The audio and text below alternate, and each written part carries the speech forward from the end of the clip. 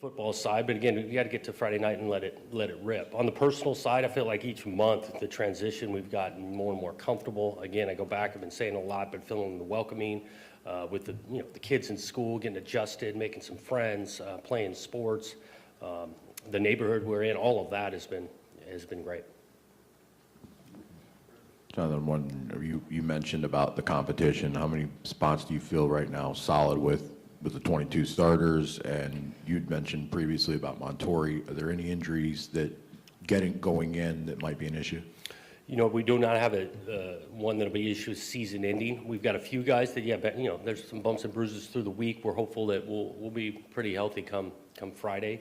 It's been competitive. We talk about 22 starters, which, we'll throw 22 guys out there, but I feel good that we're going to play multiple guys at some positions.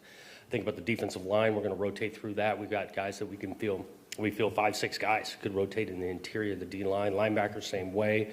Well, 2 guys will start that, but you'll see more than just 2 in playing in the game. Receiver-wise, we will play more than 2 or 3 guys. Even in the tight end spot, with Velling, Parachek coming along here. Mola's had a great camp. Mike, you're going to see multiple guys there. I mean, you might even see more than just 5 throughout the game at O-line of a spot or 2 with what that's competition's gone. So, we're getting close to feeling like, these are the 22 to start the game, but it might be the second series in the first quarter. You're going to see some other guys. Jonathan, I was wondering, is there anything you're most curious to see how it plays out on Friday night, like the biggest uncertainty, whatever the case may be, and just going forward in live action? Yeah, definitely, game, live action, the mechanics of that. Talk about the communication and the personnel. We need to settle in and be great on that. Curious to find out the response from this team. And I talk about, I think, being, it's 14-0. Whether you're up or down, kind of how we respond and do that. I want to be a team that finishes games and plays well in the end of the fourth quarter. And so this will be our first opportunity in live action to kind of see that. Jonathan, obviously Tommy has a lot more experience than Aiden did last year, but would you ever consider putting him in for a designated series to see what he could do? Currently, we haven't. We got a ton of confidence in Tommy, but we have not had that thought or conversation to have a set series for him. We do feel confident if he gets in this game, he can operate. When it comes, this is going to be obviously Aiden Chow's first time ever starting at the college level, and he's mentioned that he's just excited for the learning process of this season.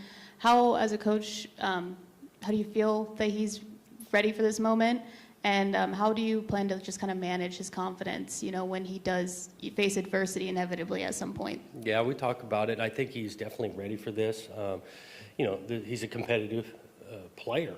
And true competitors understand it's not going to go perfect every snap, and things are going to take place. There's going to be some really good plays too, but there's nothing like experience. And the guy's been out on the field playing big-time football before. Just hasn't been on the first snap. And so we'll be there for him to get him adjusted. And we're confident that in his preparation, in his instincts, and how competitive he is, that he'll give us a chance to score some points. Coach, obviously with the 12-team playoff, that means more opportunity for the team. Teams can get in with 2, 3, maybe even 4 losses. I know it's only year one, but do you feel any more pressure to deliver in year one, considering there's so much more opportunity to compete for a national title? I think it's a good thing that there's more opportunity for teams, 12 of them, to get in. I think there's always pressure in this job, this business. This is what big-time college football is, and so you sign up for that, and you want to do that. You want to be playing in big games. You want to make it count when you're playing.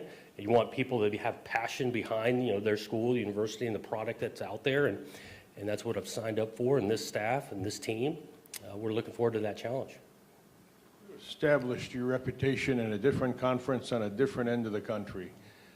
What kind of a challenge is this for you to put your footprints in the sand here in the Midwest and in the Big Ten? And will you be more nervous Friday night than you've been in a while? When the game kicks off, I'm not thinking a lot about establishing this and that.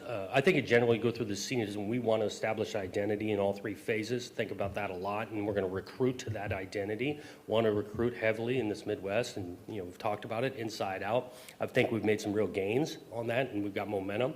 But it's a day-to-day, constant process to do it. We want to establish again a team that's going to play really hard for 60 minutes, if not more, and compete, snap in and snap out. Again, I'm going to be excited about it. I got some confidence in, again, our preparation, these coaches and things. Those guys got to go out and make plays. I'm going to absorb it early pregame and then definitely try to get locked in.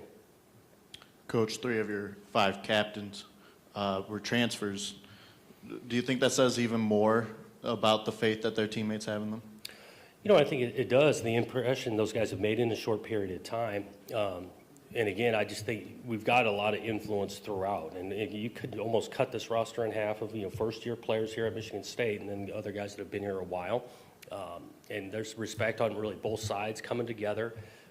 This camp has been huge, I think, for establishing that this is the ultimate team game. We've got to do it together. We're going to need all 11 on every snap. And not just those 3, all 5 captains really represent that. Jonathan, when you look at FAU, what's something or a couple things on each side of the ball that stands out to you that they do really well? And I don't know if this is a separate point, but is game one of a new job a sort of a unique game plan thing when you guys have been going against each other, and that's really your only barometer? You just don't know maybe like what will be good on a game day against a different opponent? Is that a different wrinkle for these guys? It's a little bit new. And, similar to every season, right? You think something's going to be good or we've had some success, but it's definitely new, the uniqueness of, year one for us. Yeah, they're in their second year, and they've got some things established. They've got some returning players at the line of scrimmage, I think on both sides that are pretty good, but they've got a bunch of new players as well, quarterback. We've got some tape at a previous university. That's a threat. He is athletic, competitive, he can make plays. So that's someone that's got our attention, the quarterback's ability. And then, you look at their front 7, they got some veteran group there with some guys that have played, and then you throw in some additions and transfers. So we've got an idea of what it kind of looks like, but you're never totally certain until Friday. Again, when it's week 1, you haven't seen these teams, haven't seen FAU play just yet. How big of a challenge is it when you don't really have a whole lot of film to go off of this year? Yeah, you don't try to chase ghosts because you don't have as much film as maybe you'd like. You got to be great in your foundation and knowing your rules, playing within the scheme and being able to adjust. Same thing, offense, defense, right? Defense, you don't know how they're going to line up.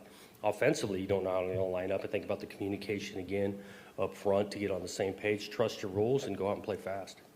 There's going to be a good amount of recruits in attendance at this game. What are you looking to showcase with this first event? Well, obviously, a team that plays well together. On the recruiting side, whatever particular position we're talking about, putting those guys in the best positions possible. Try to recruit a big-time fan base and student section and energy in the place, and something that would draw them to say, I want to be playing ball here. Hey, Jonathan, I was wondering, was there any kind of different vibe at practice today, just being that it's now game week, and what's the sense you get from the guys that were here last year and maybe the fan base as far as what they're looking for this season with all the build-up and coming off a couple of years they'd probably like to forget? Yeah, I think just on the practice end, these guys know it's coming, and we recreated a little bit last week what a game week practice plan would be like, and so now we're doing it for the second time. The attention, the focus is there. We're repeating some calls because this plan has been kind of solidified for a while. I think the energy, the focus, and the excitement as we're getting so much closer, you could feel that at practice. I'm wondering about the other side of you mentioned about the ghosts of not chasing without having to film. What are the benefits maybe for you and your staff and program to not have anything really on display here? Yeah, I think that there's probably some benefit. Obviously, both our coordinators, O&D, have a background of what that thing looks like. But I think every year, I said it to the team this morning, I think, good coaching staffs always are adjusting to the talent that's on the current roster. And so year in and year out, you do some self-scouting and adjust and throw in some new wrinkles. And we're counting on seeing that from them and then obviously ourselves. With the helmet communication on the defensive side of the ball as time goes on, is it going to be more of a position-based decision or a player-based decision? Yeah, well, we try to do it in the inside of the defense, so inside linebacker, and then them be able to make calls for us, so that'll be position, and then 1 or 2 guys will be ready to have it. I think about the logistics, special teams wise, right? You got linebackers oftentimes play special teams, so you want to stay away from the 2 green dots on the field, but linebacker for us inside of the defense. Coach, Friday, when it's a late Friday night when we're sitting here with you, no matter what the scoreboard reads, for the fan base, for your team, for the media, how much does it being the first game play into that? Yeah, I think you always learn in the first game. I know there's going to be some excitement, and then, hopefully this, the game, we're going to compete for, like I say, 60 minutes, and looking forward to then improving from game 1 to game 2, however this thing plays out, and that's a constant message you're going to hear. Because this is a game of development. The best teams play their best ball at the end of the year, sticking to a process. So game 1, we've got to learn a ton, compete for a while, and then go back to work the next day. Coach, not to think too far ahead, but is there more weight on week 1 knowing that you have a Big Ten game week 2? Those things, the schedule is what it is. I don't know if it adds weight to the first game. We understand that we're right into Big Ten play in week 2, but our entire focus has been on this first one. And I know this first one's going to be really important to kind of learn a ton about where we're at, what we got to clean up, because we're going to, be in league play 7 days later. You had mentioned, right over here, you had mentioned that you're going to be playing, several different guys at certain positions and stuff, and I guess I'm just curious, how long do you think the filling out period is going to go for you? Is it going to be after week 1 you'll kind of reassess, or do you think it's going to be a filling out period for the first couple of weeks? Yeah, I think kind of yes to both. We were going to reassess always every week, but the body of work over 2, 3, 4 weeks. I love the idea. I'd love to be doing it week 1 through 12 of rotating, having some depth. I think about the defensive side. We need you guys playing with great effort, flying to the ball, and there's going to be an occasion where they get a little tired, and they feel confident to say, you know what, give me a blow because my buddy's in the game and he can do it.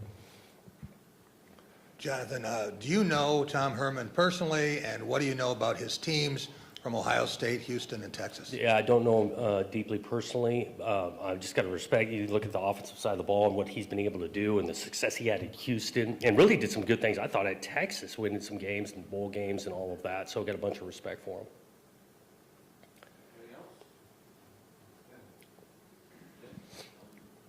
A little more on Childs. You've been a quarterback at the high major college football level.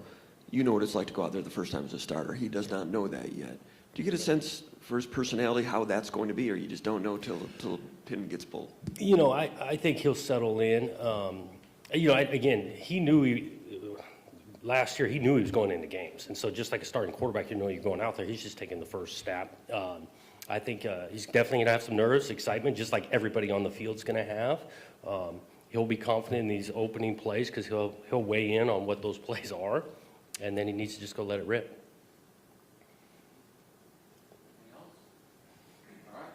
Thanks, guys. Players, coordinators tomorrow. Yeah, thanks, guys.